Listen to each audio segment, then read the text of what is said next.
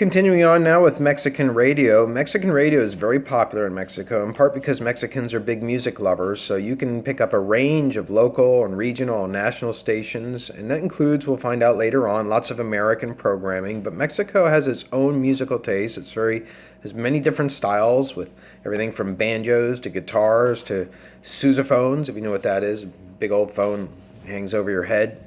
And all kinds of percussion instruments, and Mexicans love to sing. Almost every Mexican I know just loves to sing. You go to Mexico, as a side note, and almost every single night, if you choose to go out and have a beer or go to a restaurant or even just sit on the beach, you'll see musicians roaming up and down that want to come up and play you a couple songs for a couple dollars. Everybody's musical in Mexico, and that translates to a lot of radio listening. On the TV side, Mexicans take TVs with them lots of places. They take them on buses, they put them in taxis, they put them in their little street corner stands where they're selling tacos. You see a lot of TVs being connected and plugged in and pulled out across parking lots in Mexico. So they don't get a lot of rain, at least during certain parts of the year in most of the country. So it's something that you can do, and the weather is pleasant outdoors, so they do it. So TV, though, there are national stations, but there are no state public broadcasters in Mexico. It's one of the things that makes Mexico unique. There are no national public TV broadcasters is what I mean to say. There are only state public TV broadcasters. So in other words, instead of having a PBS like we have in the U.S., they would have just a Pennsylvania Public Broadcasting TV network. It kind of boggles my mind. All right, moving on now over to China as our next country that we want to talk about. China, it's all about the government here. In terms of newspapers, the highest circulating newspapers are Communist Party newspapers. They are national newspapers. They are serious newspapers. Why are they the highest circulating? Because the government circulates them. The government pays for them. The government pays for them to be distributed.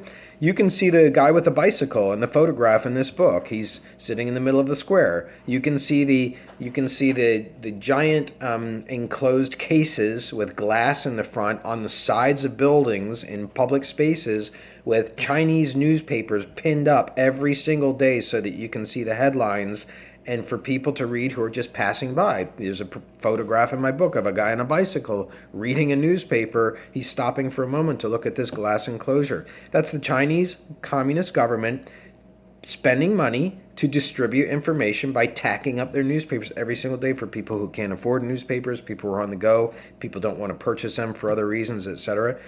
Really interesting. So newspapers, lots of circulation in China, but the government-oriented ones dominate.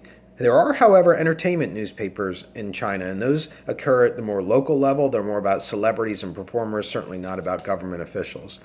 When it comes to radio, radio is not very popular in China. It's more of a literate country in terms of Chinese symbols. We've discussed how many characters there are in the Chinese alphabet. And also newspapers, we've established that, and TV as well. It's visual. But when it comes to radio, radio is not so big in China, perhaps because local music dominates. People listening to ancient Chinese woodwind instruments. You hear that as much more common sound-wise than you do a radio station in China. But as I mentioned, television, China has a well-developed television network, the CCTV network. There's actually a foreign channel. You can get it on your TV channel probably. CCTV 9 it used to be called. It's just CCTV now. My wife and I actually just published a study where we looked at men and women as they are portrayed in CCTV. Some interesting things that we found included the females are never portrayed as leaders in China when a story is covered about China. Never. Not even just once, twice, 3 times in the sample that we looked at, but never at all. Very interesting. If you're interested more in that study, I'd be happy to talk to you about it. All right, moving on now to Ghana. In Ghana, it's all about radio. Even TV is still getting established, although my information may be somewhat out of date, but at least at the time when I was in Ghana, TV stations were not on the air 24 hours a day. They were still trying to build them up. And let's face it, there are huge areas of land where people are living in Ghana where there's no electricity. So TV is not going to make it in a place with no electricity.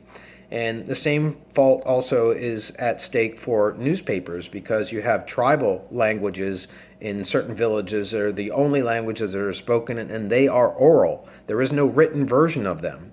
And so if you want to communicate, you have to speak or you have to listen.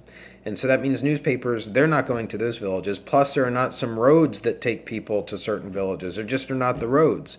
If you want to drive across the main city of Accra, which I've been in, it can take you 4 hours to go across just a few miles because it's so slow and there's so many potholes and you're just crawling along. And by the way, you're getting passed by street vendors selling things the whole time there. Everything from toiletries to food to snacks. It's an amazing scene in Ghana.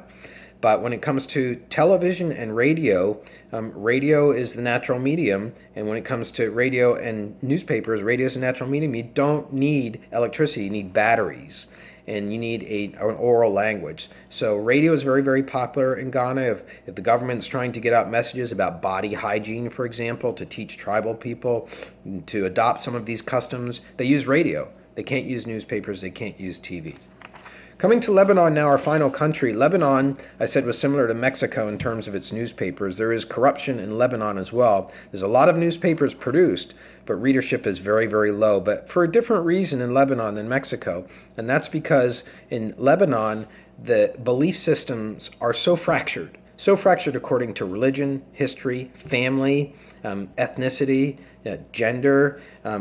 It all breaks down into very, very tiny pools of ideologies. And each newspaper is representing one of those tiny pools. So it's got a very, very devout pool of people who are reading that newspaper, but it's not going to be enough to balloon the circulation and make that a viable newspaper. So newspapers rely on grants from the government. They rely on grants from political parties. There's a lot of political parties that provide grants that pay for the content, the production of newspapers. And it's just not a system where you have a lot of cross-reading going on between people. When it comes to radio, radio is, you would imagine, like Ghana, the very, very popular, I wouldn't say the most popular medium, but a very, very popular medium in Lebanon, in part because you can get the whole country into a radio signal. It's only 25 miles or so from top to bottom, and it's very easy to get a radio signal to cover that whole range. So radio is naturally national in Lebanon. It doesn't have to be local like it does in the U.S., where it can only follow you as far as the next mountain range. In Lebanon, you can capture the whole country with a radio signal. And same with TV. We've discussed a little bit already how Lebanese TV copies the West. We'll discuss that more later when we get to content. But there's plenty of TV stations. There's plenty of cable TV stations as well. In part, monies are coming from political parties there to fund it. In part, it's advertising. In part, because it's they've been able to put together the infrastructure without the kind of standards of equipment that the West has used, which is to say their equipment's a little bit, quote, inferior if you want to look at it from our point of view. So this wraps up what is otherwise kind of dull reading in the chapter, but I hope that I brought some of it to life. I really want to end on that note by asking you again to go look at the photographs from the book. I will plan on putting one of those on a quiz question. So if you've made it all the way to the end of this video, you've done yourself a service by knowing that one quiz question is going to have a question about the photos in this chapter. And other than that, I hope you have a great day.